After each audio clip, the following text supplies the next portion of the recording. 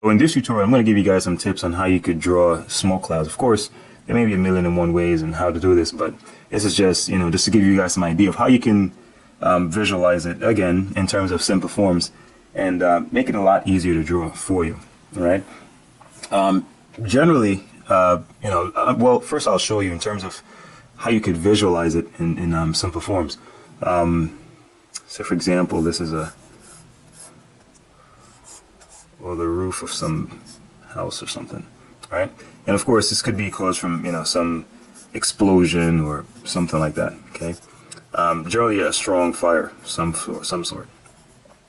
Now, first thing is, and again, here is a very useful way of using the line of balance. I usually start by sketching out the overall shape and movement of the cloud. So for example, I use the line of balance to do that.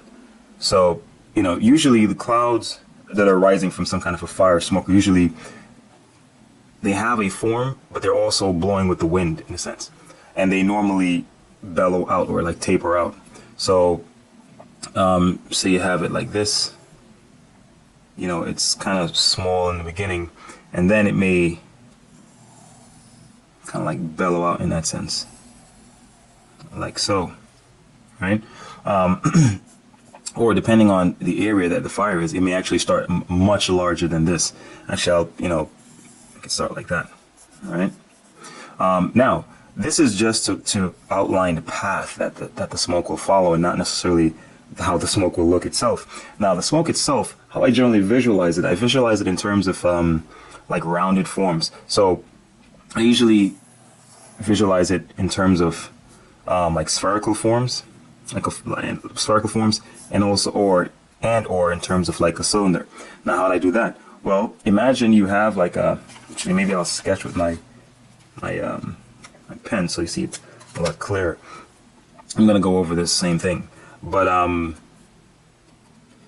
imagine you have a cylindrical form like that. Now, if you were to bend that around so it would look more like a donut, then this form, or let's make it go this way, this form would then look something like this. Right? And just to put some, contour lines so we can feel the shape of this thing. All right? Something like that. All right? Now, imagine now this form somewhat being like bumpy. So like you have something like this. Well, sketch it in pencil first. It's like you have a form like that.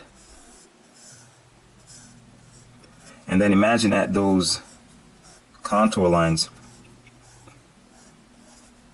you have something like that. In Jamaica, would call it pegs. All right. So what that forms is these kind of full forms like that.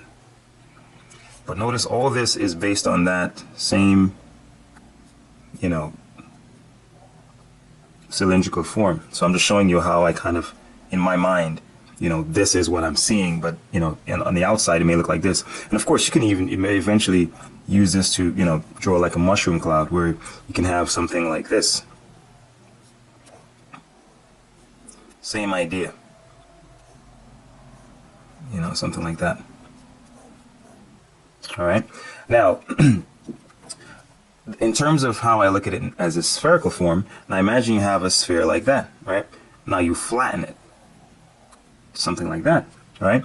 And then you do the same thing. You have these spherical forms, so now it looks like that. It's like a tomato,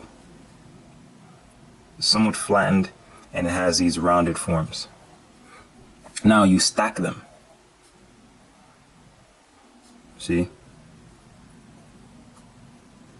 So in a sense, it's almost like you have this shape, right? But that shape is being built on by these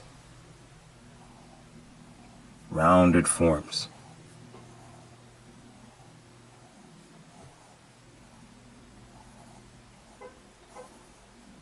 That's essentially what's going on. Now, another important thing before I actually go into drawing this is that it's important to make sure the overlap is overlapping from under, like that.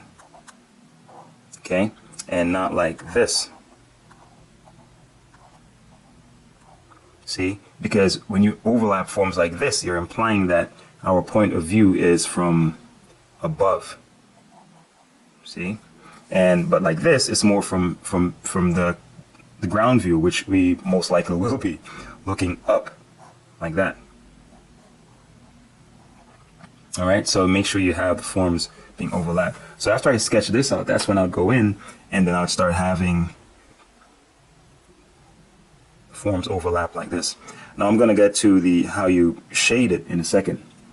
But first, you know, it's almost like you have these larger forms.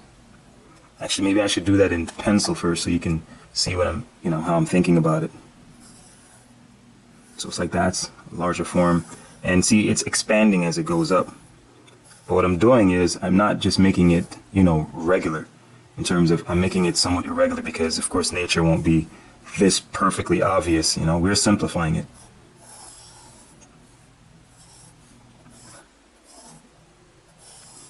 See, and expanding as it goes up and away out of our view. See that? Now, how do I shade this? Pretty simple. Now, if you can imagine something like this, you have a circle like this, right? And then you just make a crescent shape on the side, just like that. If you have another one next to it, so this is overlapping that, make another crescent, and you shade it like that. And let's say you have another one on this side. And you can do like this. And you continue like that. And that's the basic idea. So for example, with this,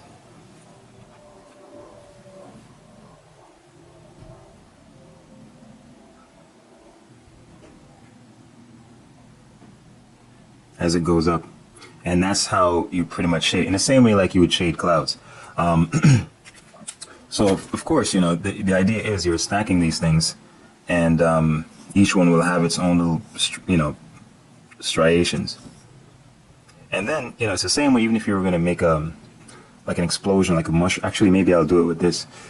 You could actually have, it's almost like this is going into something bigger. So you'd have this going up, and then on the outside you have a bigger one, like this.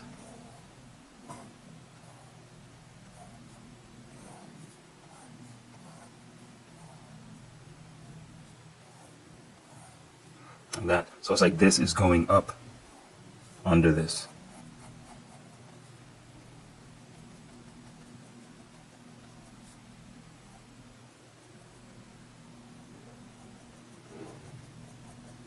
And that's basically the idea. Now, with these, the key thing is to make it not seem regular. So just like I did with this, you know, I pretty much just made it regular so you can see how I'm doing it. So I would sketch in the little overall motion of the smoke cloud, and then you just have the little bubbly, like it's like you're stacking balls on top of each other, and then you're having them overlap as well. All right. So I'd make them as irregular as possible, and even with this contour, like these contours, I would further break this up. So for example, I would do like this. See that? So I'm going to go in and then outline this whole thing, and then I'll do what I did here, and you'll see how I would shade it.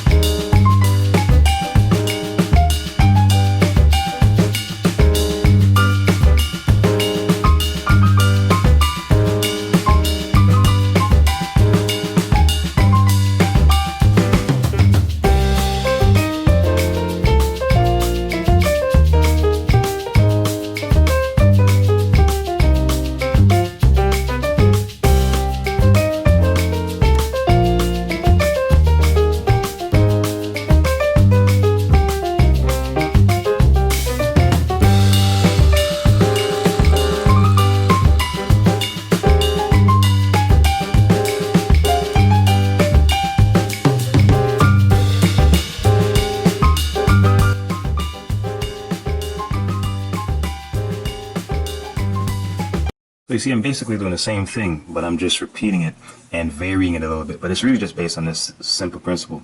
And you can see that it follows that little, you know, line of balance that I have there. Because as I told you in that tutorial, it's just the way nature is. You always see that natural flowing line like this. Almost always, in so many variations. You know, it could be like that, or like this, or like this, however you see it. But, you know, you see it a lot in naturally flowing forms. And, you know, this is just pretty much what I did here. Then you can go in, you can shade this in different ways. You can have the sides, because I'm assuming the light is coming from this side. So you can have over here be in shadow.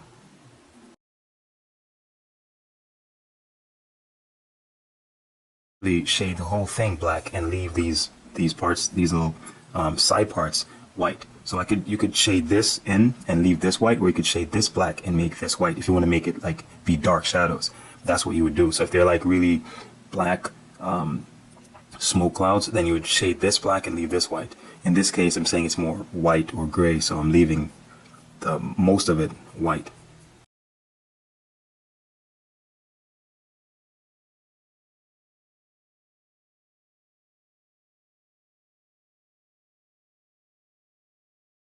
That's about it.